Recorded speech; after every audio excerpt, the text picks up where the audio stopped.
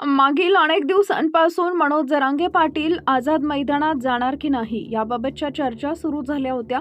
अखेर आज शुक्रवार दिनांक 29 रोजी जरांगे पाटील हजारो समर्थकांसह आझाद मैदानात दाखल झाले।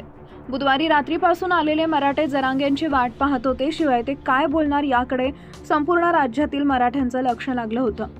त्यानंतर आता जरांगेंनी आझाद मैदानावर पाऊल ठेवल्यानंतर मराठ्यांना मोठं आवाहन केलंय। आझाद मैदानातील उपोषण स्थळावरून बोलताना मनोज जरांगे आंदोलकांना उद्देशून म्हणाले, तुमची जबाबदारी काय आहे ते समजून घ्या। सरकार आपणाला सहकार्य करणार नव्हतं, पण आपण मुंबईला जायचं आणि मुंबई जाम करायची ठरवलं होतं। पण आता एक गोष्ट लक्षात ठेवा, सरकार सहकार्य करतंय।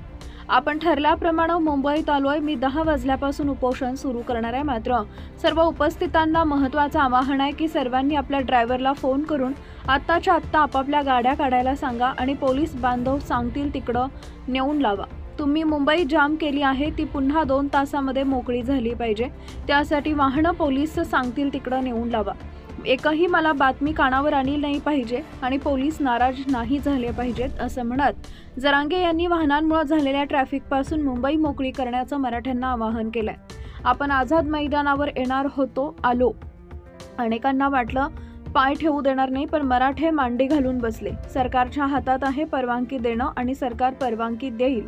न्यायदेवता आपल्याला परवानगी देईल। आपण सरकारला पुन्हा अर्ज करणार आहोत परवानगीसाठी।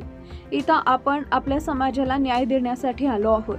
आपल्या मागण्यांची अंमलबजावणी झाल्याशिवाय मी मागं हटणार नाही, असा इशारा देखील जरांगेंनी पुन्हा एकदा राज्य सरकारला दिला आहे। तर माझ्या मराठ्यांची मान खाली जाईल असं वागू नका, असं आवाहन देखील त्यांनी उपस्थित आंदोलकांना यावेळी केलं आहे।